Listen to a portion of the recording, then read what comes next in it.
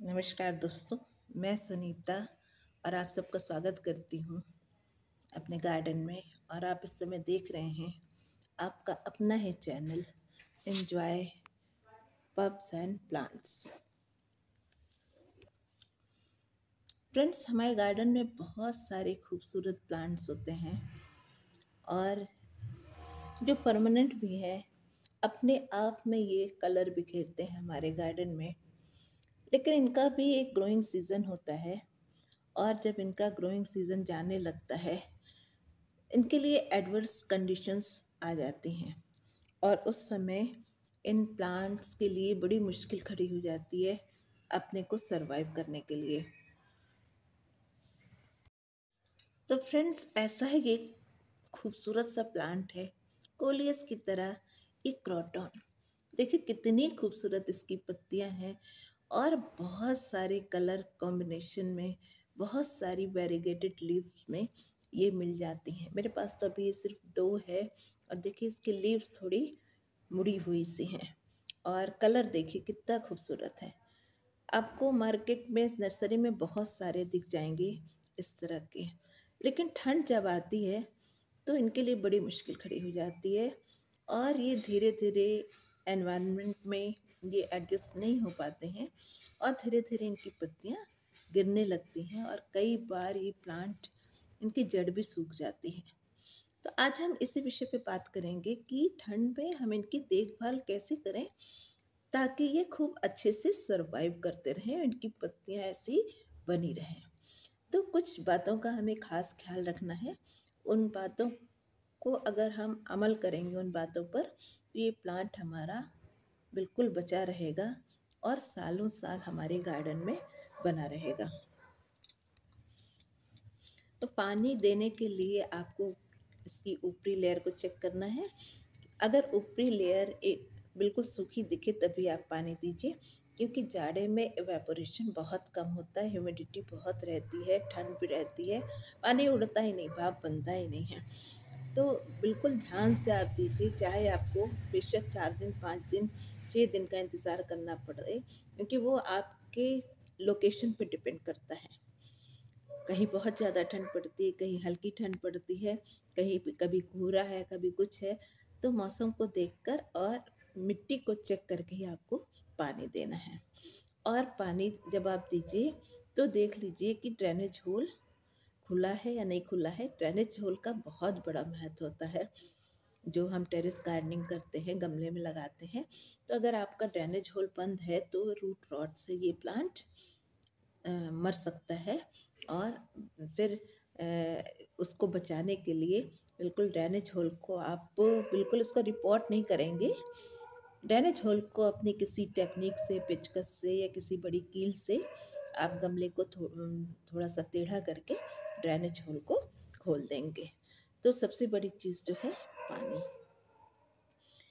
दूसरी चीज़ है, दूसरी बात जो आपको ध्यान रखनी है, इसकी लोकेशन को चेंज करना है, क्योंकि ये समर ग्रोइंग प्लांट है, इसको सनलाइट भी चाहिए और जितनी आप जाड़े में इसको सनलाइट दे सकते हैं दें।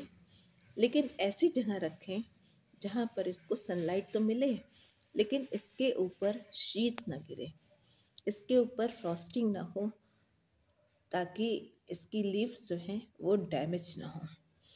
क्योंकि समर का प्लांट है, जैसे इसके ऊपर खूब ठंडा पानी या ओस गिरेगी तो इसकी लीव्स जो हैं वो डैमेज हो जाती हैं। तो इस बात का ध्यान रखें कि आप इसको कहाँ पर, इसकी लोकेशन आप अपने गार्डन में देख लीजिए। कहीं ऐसे भी लग सकते हैं जहाँ इसको धूप भी मिले, और अगर इससे बड़ा प्लांट है तो आप उसकी शेड में रख दीजिए ताकि उसकी पत्तियों की छाया में ये बचा रहे और ये सरवाइव कर सके। अब जो तीसरी इम्पॉर्टेंट बात आती है, ऑलमोस्ट सभी प्लांट्स के लिए जो समर ग्रोइंग प्लांट्स होते हैं, तो ये आती है कि इस समय इनका ग्रोइंग सीजन नहीं है। और जब ग्रोइंग सीजन नहीं है तो इनको बहुत ज़्यादा भोजन की भी आवश्यकता नहीं है। इनको इस क्लाइमेट में क्या करना है, सिर्फ अपने को सरवाइव करना है, ग्रोथ नहीं बढ़ानी है। तो उस समय दिसंबर और जनवरी, खास तौर से 2 महीने बिल्कुल इनको फर्टिलाइज नहीं करिए। बिल्कुल भी। आपने जो अक्टूबर नवंबर फर्स्ट वीक तक दे दिया सो दे दिया, और उसके बाद बिल्कुल फर्टिलाइज करने की आवश्यकता नहीं है, क्योंकि प्लांट ग्रोथ बिल्कुल हो ही नहीं रही है, होगी भी नहीं, क्योंकि इनका ग्रोइंग सीजन है ही नहीं। तो इस बात का खास ध्यान रखिए। अक्सर लोग करते हैं, जब इसकी पत्तियां गिरने लगती हैं, सबसे पहला काम यही होता है, जब ये प्लांट स्ट्रेस में आता है तो इसकी पत्तियां गिरने लगती हैं, और जब एक बार पत्तियां गिरने लगती हैं तो फिर उसको संभालना बड़ा मुश्किल हो जाता है। इसलिए जैसे ही पत्तियां गिरनी शुरू, किसके साथ क्या प्रॉब्लम आ गई है, क्योंकि वो देखना भी हमारा ही काम है। तो इस प्लांट में सबसे पहले वही पत्तियां गिरने का ही काम होता है, तो आप उसको देखिए कि क्या प्रॉब्लम आ रही है। पानी ज़्यादा तो नहीं है, कम तो नहीं है, या आपने ज़्यादा खाद डाल दी है। और इसके साथ साथ जो चौथी बात आपको ध्यान रखनी है, वो आपने चेक करना है इसकी सारी टिप्स पर।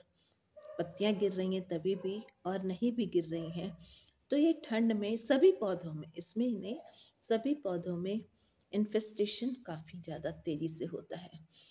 तो आप इसकी पत्तियों को चेक करिए कि ये कहीं मुड़ तो नहीं रही हैं। हाँ, ये देखिए मेरा प्लांट, लेकिन ये इसकी ब्यूटी है, क्योंकि इसकी लीव्स ऐसे मुड़ी हुई हैं, ये ऐसे ही हैं। लेकिन आप जैसे इस तरह का प्लांट है, तो आप देखिए इसकी पत्तियां मुड़ तो नहीं रही हैं, अब इसमें ऐसा कुछ नहीं दिख रहा है मुझे। और इसकी टिप चेक करिए कि इसमें कोई इंसेक्ट्स वगैरह तो नहीं है। अक्सर इस समय इसमें मिली बग लग जाते हैं, और इसके साथ साथ एफिड्स अटैक भी हो जाता है। और इसके साथ साथ आप इसकी स्टेम पर इसको पलट कर भी देखिए, पत्तियों को पलट कर भी देखिए, क्योंकि ये सब एफिड्स वगैरह ऐसे होते हैं, मिली बग एफिड, कि बिल्कुल जकड़ लेते हैं प्लांट को और हमें दिखाई नहीं पड़ते। तो टाइम टू टाइम इसको चेक करते रहना बहुत ज़रूरी है। और अगर है तो आप उनका उपचार करिए। नीम ऑयल का स्प्रे तो हर 15 दिन में आप इस पर, मतलब चाहे इन्फेस्टेशन है या नहीं है, आपको करना ही करना है, ताकि इसमें कोई इन्फेस्टेशन हो ना।